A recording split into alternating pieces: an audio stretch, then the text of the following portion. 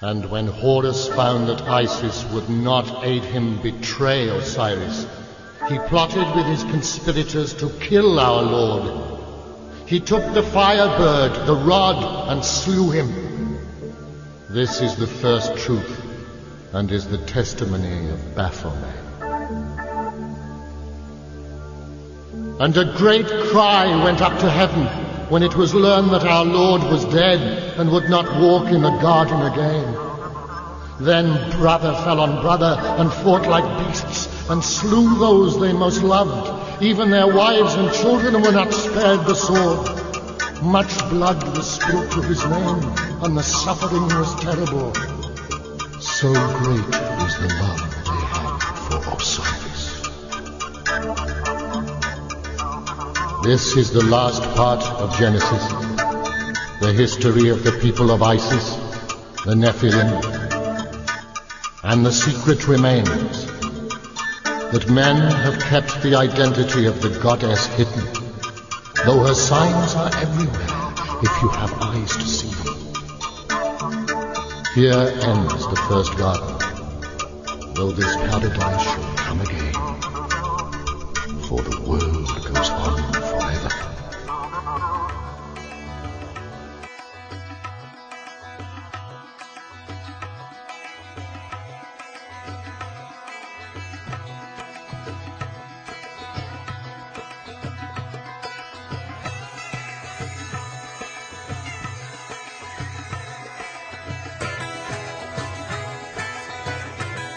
One scientist, I don't recall who it was, made an interesting comment that the universe is not stranger than you imagine.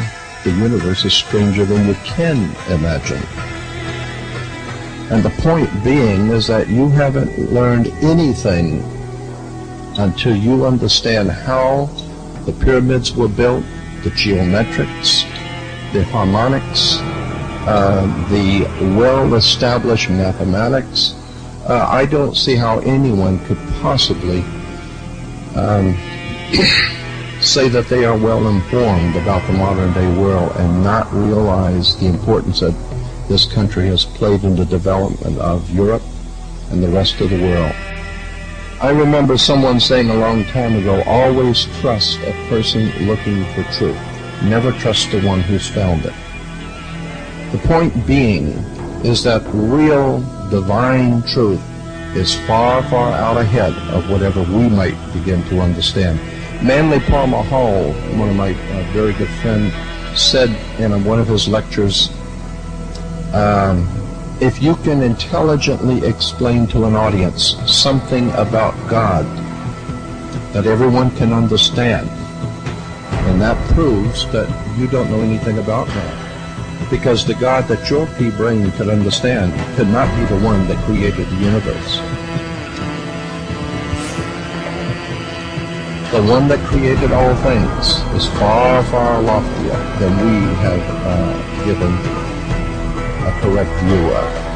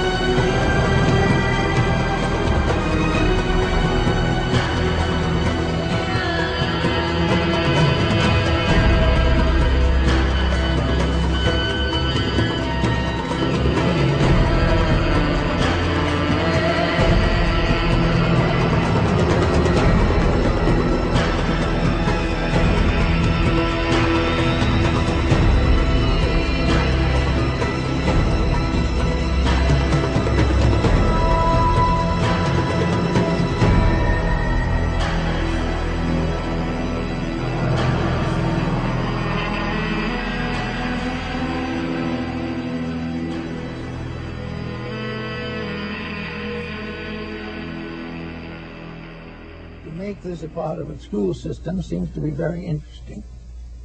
Now, I go back to Egypt, a very colorful country, for certain principles to discuss. In Egypt, the Egyptian was not born a citizen. This is interesting. When you came into the world, you were an Egyptian, but you were not a citizen of Egypt. You might have been born on the steps of the pyramid, but you were still not a citizen. This was because it was deemed that citizenship, mature participation in the labors of the state, required dedication, enlightenment, consecration, and, if necessary, self-sacrifice. Now, children in Egypt, up to around 15, 16 years old, wore a child lock of hair. It kind of hung down over the left eye and down onto the shoulder, a thin lock of hair. And this was called the child lock. And as long as that lock of hair was there, that person was not responsible for knowledge which he did not possess.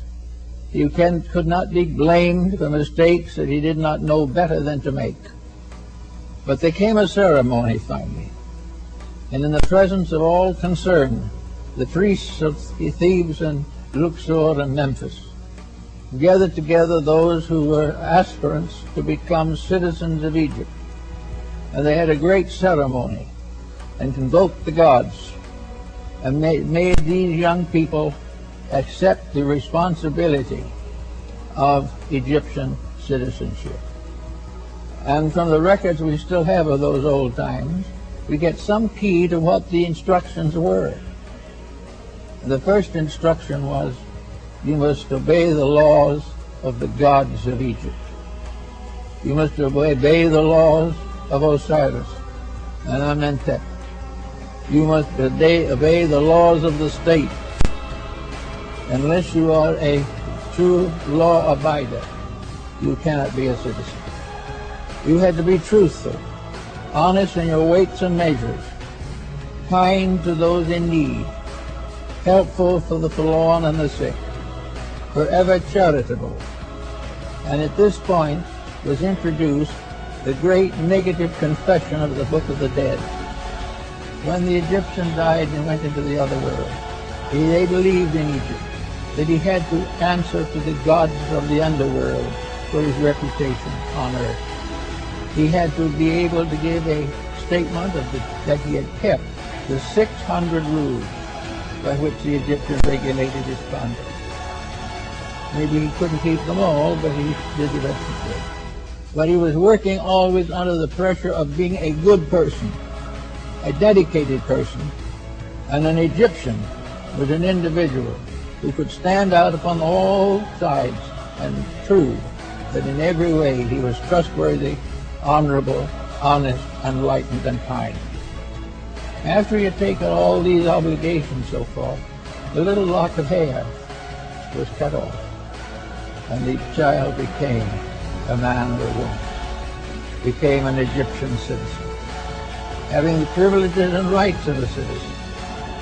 But without this bond, it could not happen. So let's move this forward into another type of world and see what we have here now. Supposing we had not here a citizenship by birth, but a citizenship by dedication.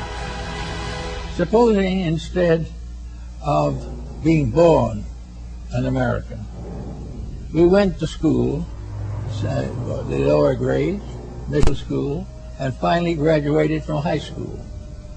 At the time of high school graduation, then citizenship would be a matter of consideration.